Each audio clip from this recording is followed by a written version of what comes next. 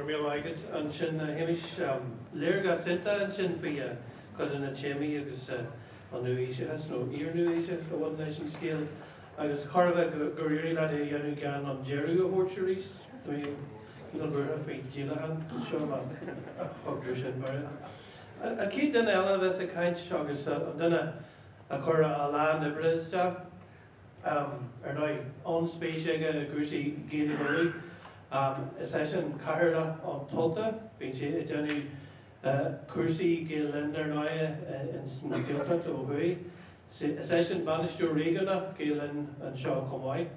I was this Peter Tulta Honic me, no Kermihan Aitna, Erna, Scalty, Shaw or Tus.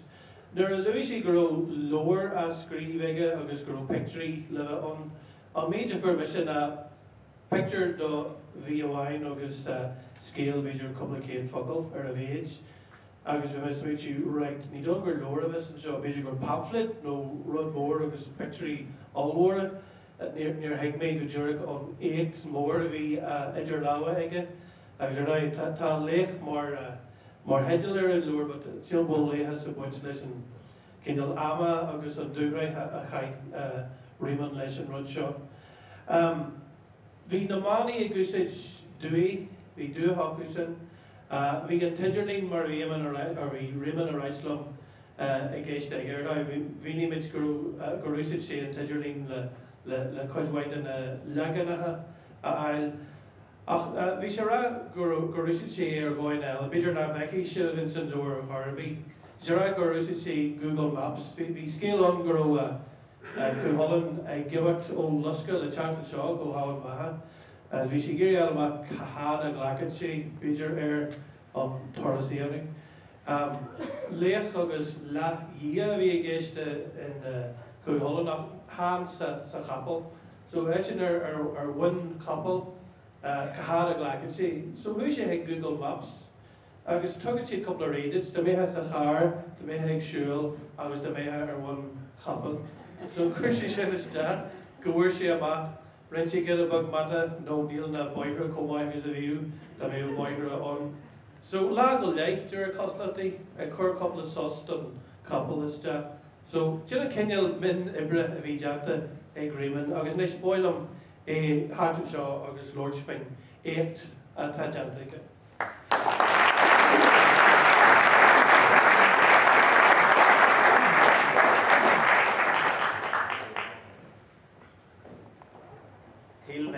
Kieran grow to a Galachor in Malay or Usage me service she Astraka in the Google.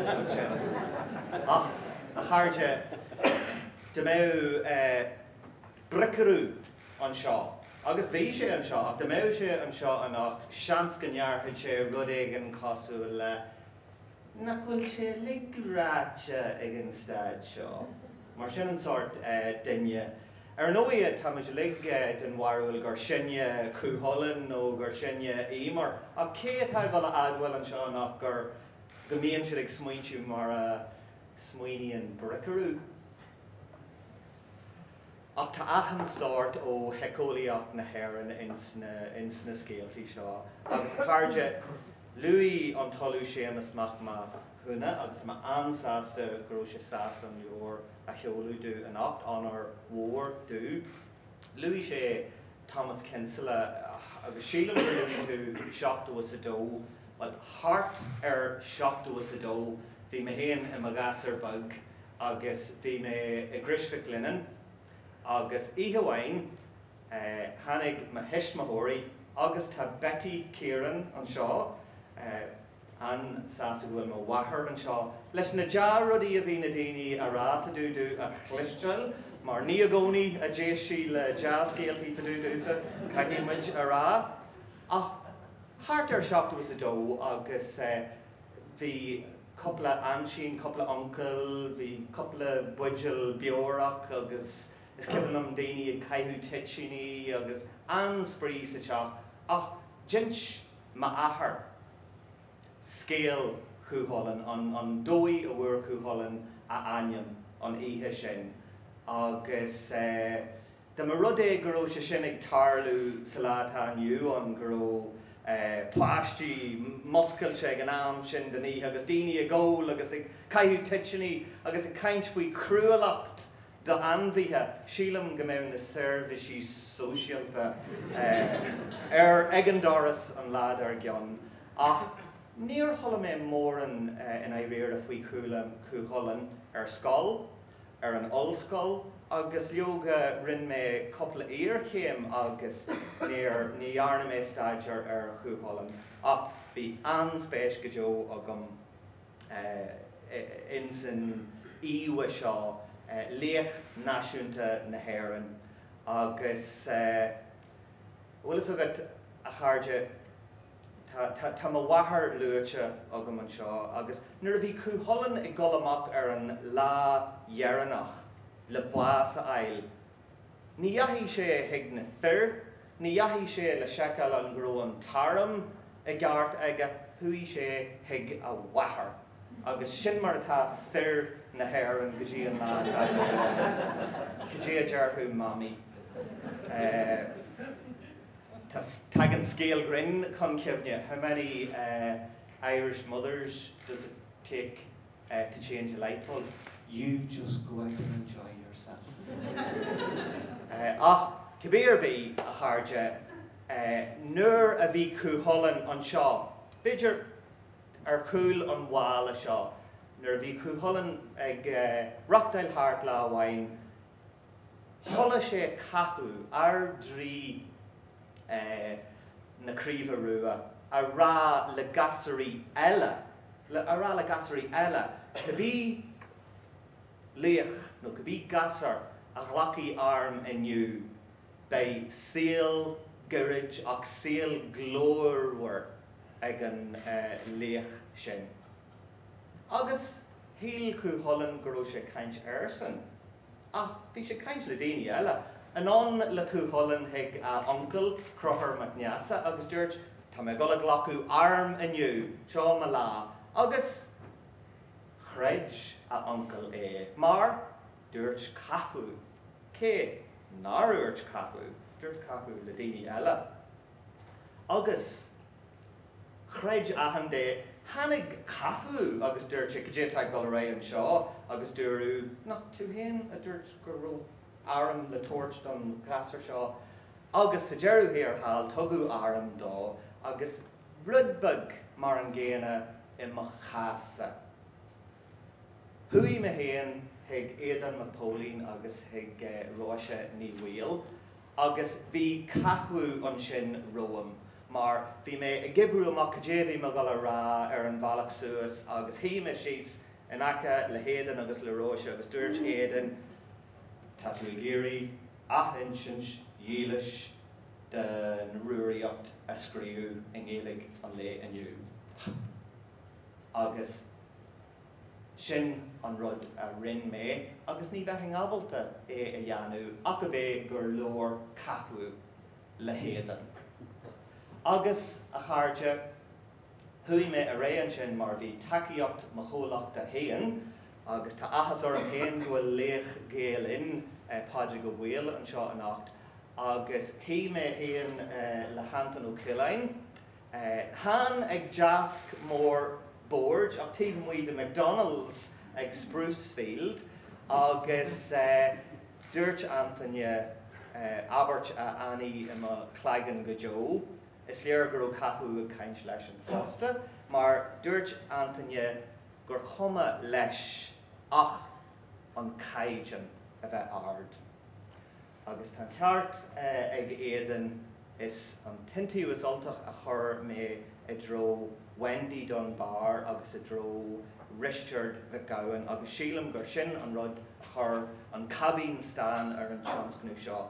So an chéad rud a bhí le deanú na Alíonn Tóra Ail agus lór mé le dara a mí an bheitheh gabhíle agus a trídéig agus hanig sé arás tá go blian ina dhé sin agus dúirt sé go raibh sé sásta an Alíonn a chur le chéile agus caithfidh mé rá nuair a hanig dara ag bun an inbhar mar a tharlaíonn sé bhí sé cosú le cúthalan agus an rístrú air. Bhí súil a bhain ar cúil in a bhugailre agus bhí súil eile a muí bhí an grúig thuas agus bhí rístrú alíne ar gara an ihe sin agus seo ar 4 go dtí 2 san ihe agus bhí sé rá caithí mé han os teilgóir a bhain ach ga os teilgóir a ail ribhearú na maidina agus creid nó ná creid bhí me trabalta.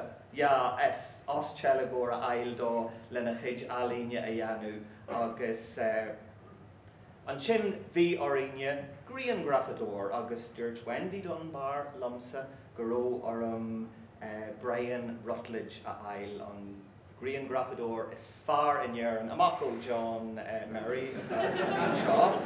Ach, is sort Grian Grafador a mé héan agus an rial atá agam na má ghlachan tú 1000 Grian Graf Joí tú ceann amháin.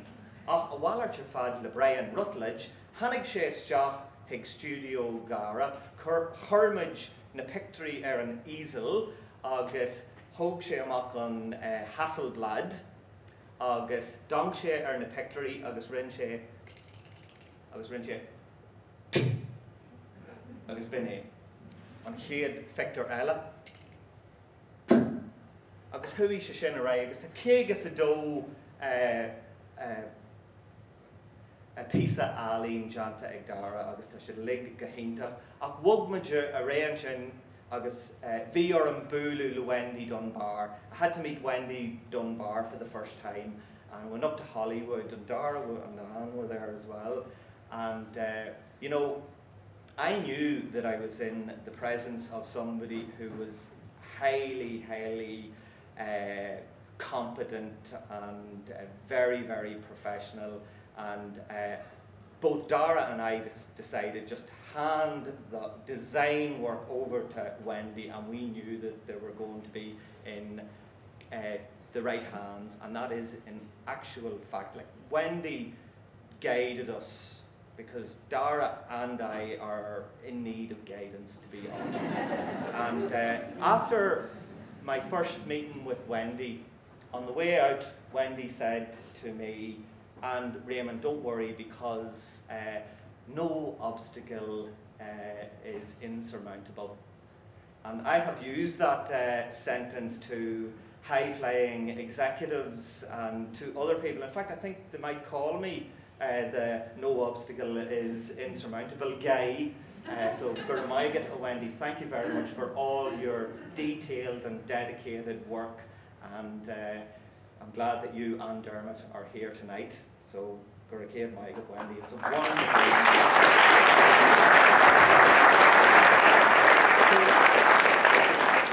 Luacha ag ahandaine hana féin hui me a ré ag Richard McGowan agus heol me an shakes a ré ag Richard agus fi me se masra kinse go me haie bheith creaicníthe ach ní ró agus tá an obair janta ag Richard agus Salataniu an tugan tú ardwalú do fáistí agus do líní óga ón chéad fisa ibre a dhéanann siad. Ní raibh siad díreach mar sin le Richard mar bhí orm a hiú agus bhí me ag plé leis ar an idirlín ar an gúhan thuas in nire agus hanig an shakes a ré písa mór faoi cheannach ar Richard Eishin a smuoine ar na loganim natha na slintse agus na hanim natha a go léir a listail amach haibh a trí céad acu agus obair a dhéanú orthúsan solar hosí me ar an shakes ar Caribbean agus bin ceann na rudí a bar a rinneú so tá mé tharbheith buíoch díatsa a Richard ach dearthaí mé rud amháin ní raibh sé trom an scéal ar fad le Richard mar ag an dearú ar fad dúirt Richard gur bheas sé go mbeadh an lagan seo ina lagan údrasach go ceann amháid agus chuir sé sin ola ar mo chraí so gur a céad maigad a Richard.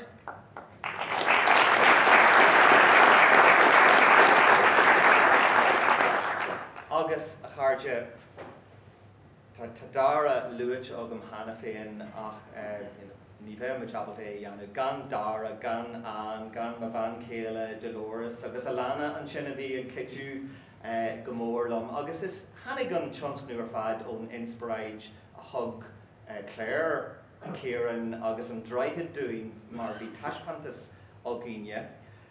So bhhailm ardháilú a thuirt don intíomh asoltach agus scéalaín bag amháin faoi Géalainn hui me héan lá tréanala le cairde teo mar bhí meidir gobar éanach watha agus bhhailm buchas a ggóil le cairde teo as cid den ihe seo oríochtaí anú ar cid den ihe seo agus tá Sean agus Anín agus Anthony agus Garóid an seo annacht agus sinne na daoine atá gobar le cinse go mbeidh Culturland éanach watha an seo an ard watha agus stocha gur 1.4 milliún a cosnathaí an Culturland agus tá sé an bhálach galan muid é sin dit, so gur maigad a charge ach le pilú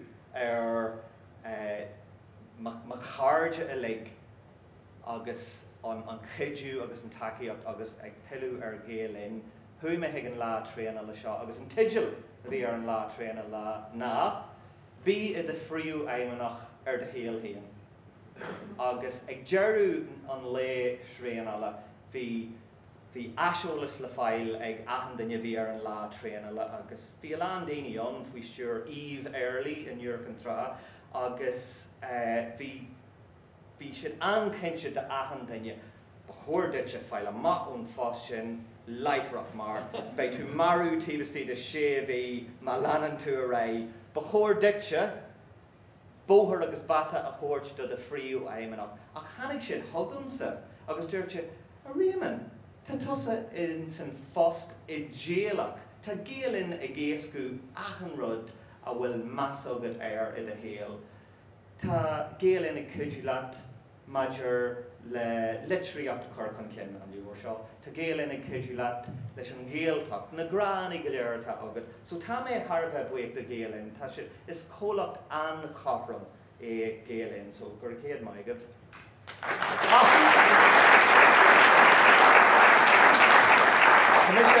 ag críomhnú inis a charge ach fic an tollú séamas machmathúna písa a bhí go mór contásaí I ma inse héin agus sin ímar an tragóid sin smuoine ímar gra mór cúthollan agus Laochra Warthefne ag arc chorp gan chláigan dá gra mór agus deir sí na rudaí a luí an talú. Ní raibh ban